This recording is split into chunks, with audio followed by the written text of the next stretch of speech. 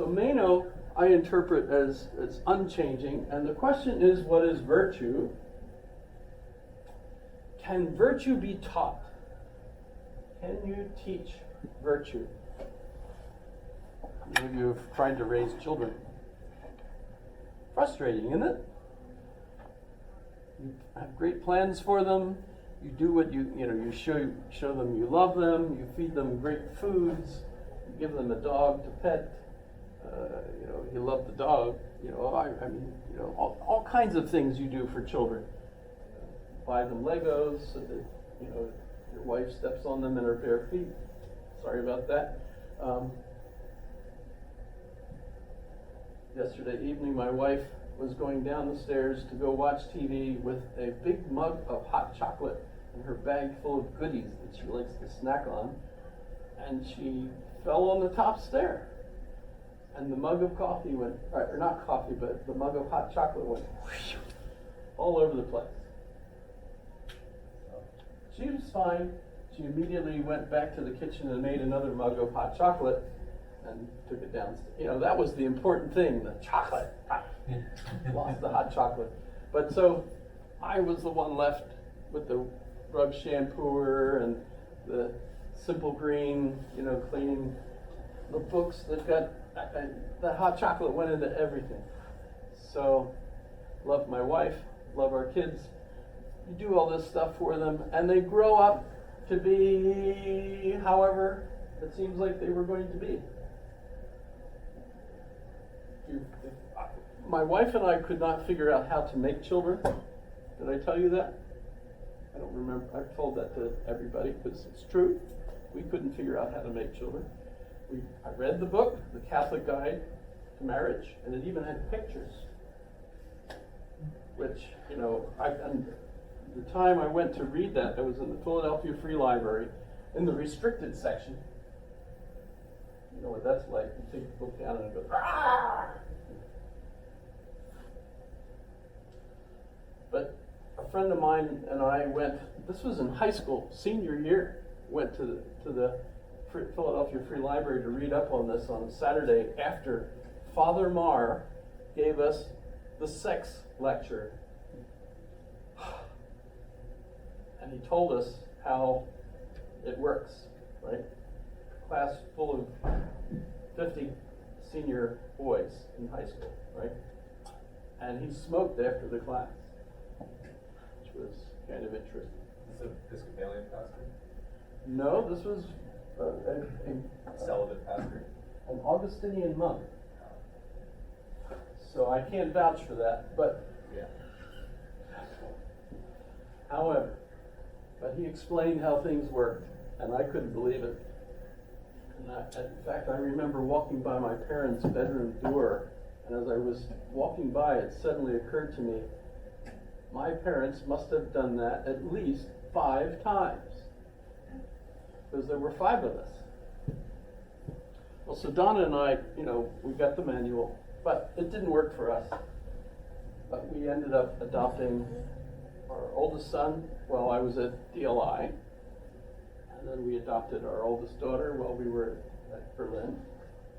We adopted our second son while we were at NSA, and then we adopted our youngest daughter here in Alaska.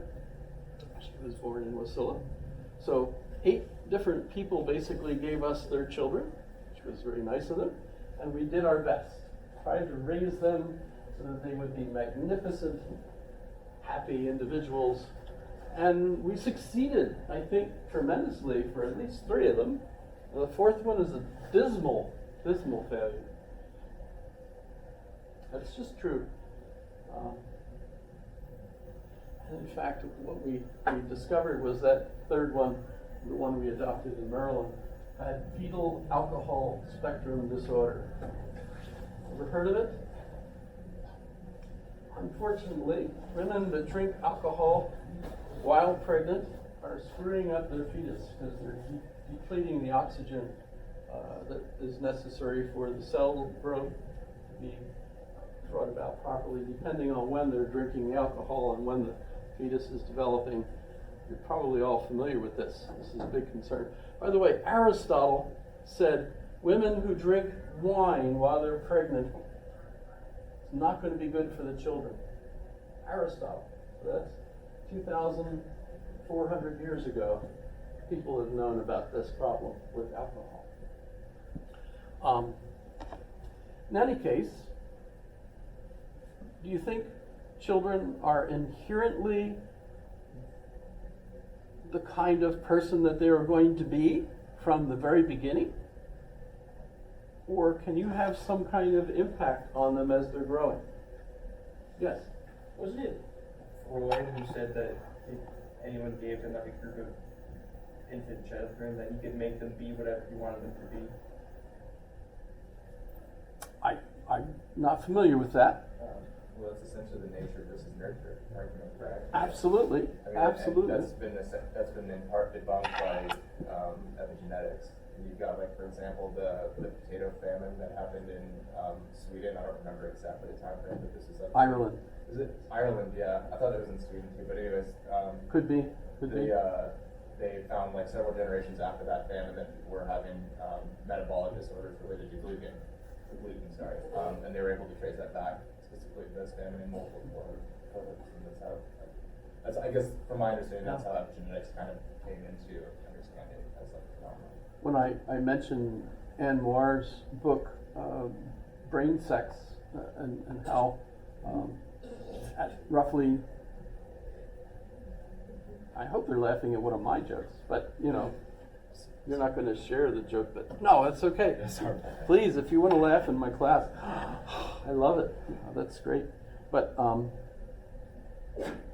bless you. Gesundheit, gute Zdrowie, auf votre santé, etc. So, there's a squirrel. What were we talking about? So, Anne Moir, brain sex. The reason that you can have a XX from a fetus that's a female, but it could grow up with a male brain, is because if there's enough testosterone, this is from that book, there's enough testosterone in the mother's system at 6 weeks, it could trigger maleness in the brain. Right? If there's not enough testosterone in the mother's system and it's a male fetus at 6 weeks, it doesn't trigger maleness, and so you end up with a male that grows up with a female brain. And male and female brainedness is characteristically different, like lots of different reasons. Yes? How often does that happen? Kind of a mismatch. Well, the Anne Moir book is years ago. I mean, in the way science works. In fact, she's written more since then. I, for some reason, can't keep up with all of it. That's 92. So that's ancient when it comes to this kind of science. So I don't know what current things are. Yes? There's a lot of small little random things that are determined by gender, and all of them are determined by this terrible game of telephone our body plays when we're being developed. So us having things that are mismatched from what we are born as and what like all the little pieces of ourselves are made up of, it's just, it's very common. You have probably at least one thing that's not correct to whatever you are, because it's a terrible game of telephone. We probably and it have gets to it wrong a lot. We have to probably change the word game of telephone. We don't use that so much anymore. I know what you mean. I remember that, you know, by the time you tell this person something, by the time it gets around the room, it's changed. The epigenetics thing, though, is the other, and that's that the mother's corresponding with the fetus as it's developing and flipping switches on and off, basically. So it's like, you know, the genetics are there as a whole bunch of possibilities, and that child is being designed by the stresses and things on the mother. So what's going on in the life of the mother is having an impact on what kind of child it's going to be. But what Socrates is arguing in the Meno with Meno is that your soul is you. And that soul has a particular characteristic that's you. Body is just kind of like the device you're riding in, pro tem, for this lifetime. But your character is a certain type. Now, there is an interesting aspect of it, and we should think about this in the Republic. Because the Republic, res publica, really the polity, or the politeia, right? Talks about justice. That's the concept, that's the main concern there. But in talking about justice and trying to define it, they go through a series of dialogues trying to figure out definitionally what justice is. And you get, I remember in class, this is kind of silly, I suppose, but back when I was in school, Professor Cleghorn said, I.S. We had to chant these, we had a chant list. I.S. interest of the stronger. First definition is that good is Conan. Kill your enemies. See them driven before you and hear the lamentations of the women. Yes, this is good. Says, the group sitting around the fireplace, right?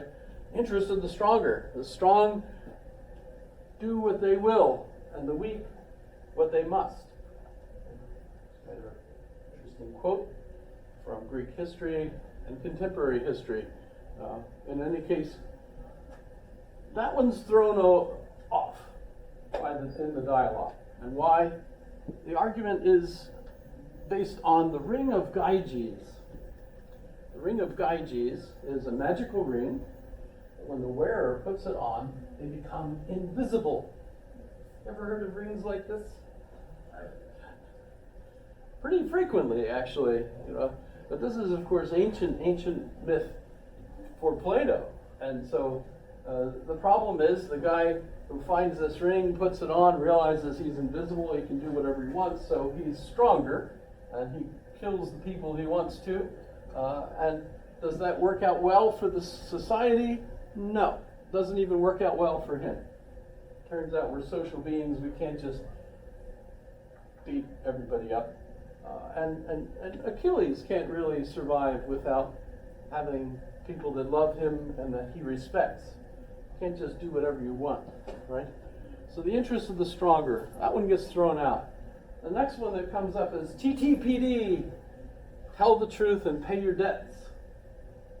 That's the next definition that they come up with. Maybe that's just. Tell the truth and pay your debts. Well, that's where we get the little white lie argument.